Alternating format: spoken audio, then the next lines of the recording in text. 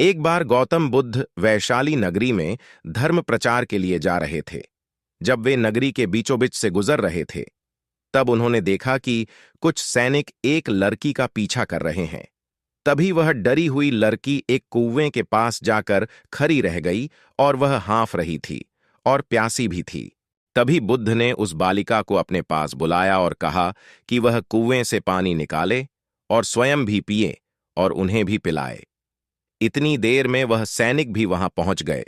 बुद्ध ने उन्हें हाथ के संकेत से रुकने के लिए कहा। बुद्ध की बात सुनकर लड़की ने कहा, महाराज, मैं एक अछूत लड़की हूं और मेरे कुएं से पानी निकालने पर जल दूषित हो जाएगा। तभी बुद्ध ने उससे फिर कहा, बालिका, बहुत जोर की प्यास लगी है, पहले तुम पानी पिलावो। तभी कुछ देर बाद वैशाली नगरी के राजा भी आ गए। फिर उन्होंने बुद्ध को नमन किया। बाद में सोने के बर्तन में केवरे और गुलाब का सुगंधित पानी पीने के लिए दिया, पर गौतम बुद्ध ने उसे पीने से मना कर दिया। बुद्ध ने एक बार फिर बालिका से अपनी बात दोहराई। इस बार बालिका ने साहस के साथ कुएं से पानी निकाला और स्वयं भी पिया और गौतम बुद्ध को भी दिया। और पानी पीने के बाद बुद्ध ने बालिका से उसके भय का कारण पूछा। तब उस बालिका ने बताया, मुझे संयोग से राजा के दरबार में गाने का अवसर मिला था और राजा ने मेरा गीत सुन मुझे अपनी गले की माला पुरस्कार स्वरूप दी।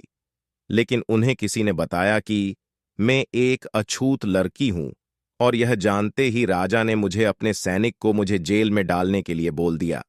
मैं किसी तरह उन सैनिकों से बचकर यहां तक पहुंच गई और आप मिल गए।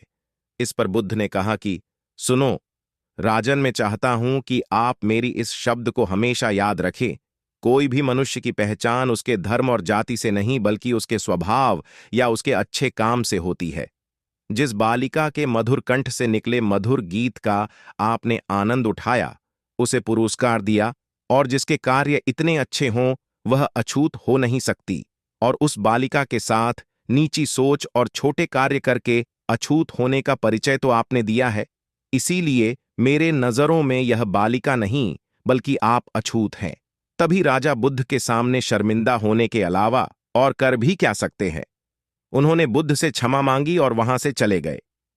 इस कहानी से हमें यह सीख मिलती है कि कोई भी इंसान अपने कार्यों और कर्मों से बड़ा बनता है, बल्कि अपने धर्म या जाति से नहीं।